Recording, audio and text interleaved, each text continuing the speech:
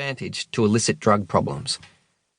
As long as large numbers of young people with poor housing, education and employment prospects have little to look forward to for the rest of their bleak lives, a brief and blissful chemical vacation will always seem pretty attractive. The offer of a sizable sum of money to deliver a mysterious package of unknown contents on a shiny new red motorbike to a stranger in a distant city will always seem compelling to someone who can't find regular satisfying work.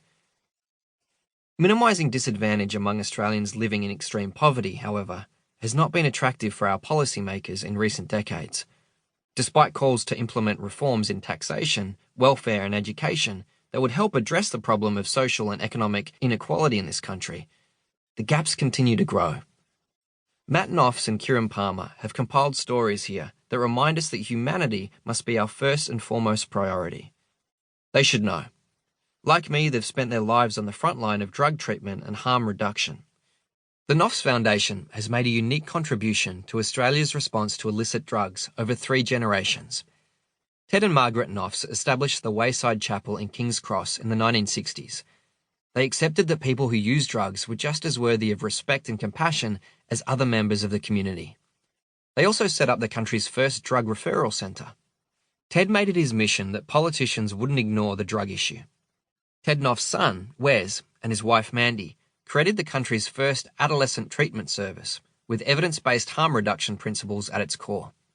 Ted's grandson, Matt, alongside the next generation of Noffs staff, including Director of Clinical Services Kieran Palmer, have created a network of effective drug treatment programs for young people across Australia.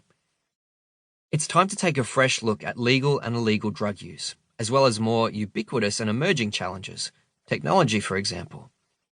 This book calls for a broader and more mature discussion about how the community should respond to drugs and other addictions. But beyond discussion, it also offers strategies, tactics and tools for the reader to use in their own lives.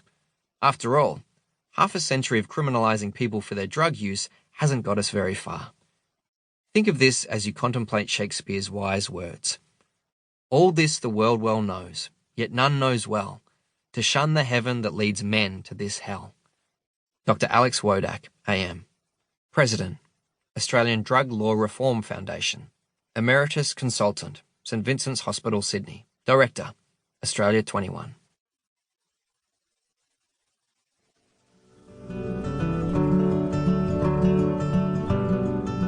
Introduction.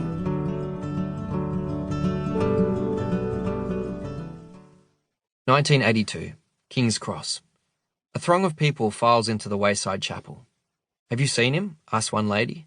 "No," replies her husband. They've come all the way from Albury to hear a talk by Ted Noffs, Australia's most famous minister. They never thought they'd be in a church again, if you could call the Wayside Chapel that. In the 1980s, religion was falling by the wayside, but Noffs was preaching something different. In fact, his message was so different that the church had charged him with heresy 3 times.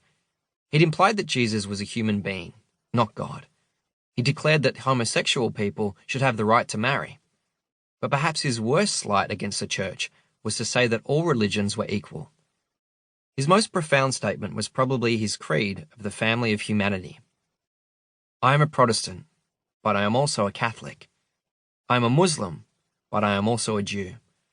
I am a Hindu, but I am also a Buddhist. I am an agnostic, but I am also an atheist, because first and foremost, I'm a human being, and no one in this world is a stranger to me." He was taking the words of the ancient Roman playwright, Terence, "Nothing that is human is alien to me," and moulding them into something that resonated with thousands of families across modern Australia. As Alain de Botton and John Armstrong argue in their book, Art as Therapy, Terence's phrase captures the idea of being able to find personal resonance even in areas far from one's own direct experience and culture. It is when we find points of connection to the foreign that we're able to grow. It's through our connections, not just with our immediate family, but also with the entire family of humanity, with what normally feels alien, that we become healthier as a society, as a community, and as individuals in that community. The difference between us and others can be a source of strength and solace. It is the judgments and preconceptions that we've been taught to harbour which are the source of our fear. Therefore, whether it be skin colour, sexual preference,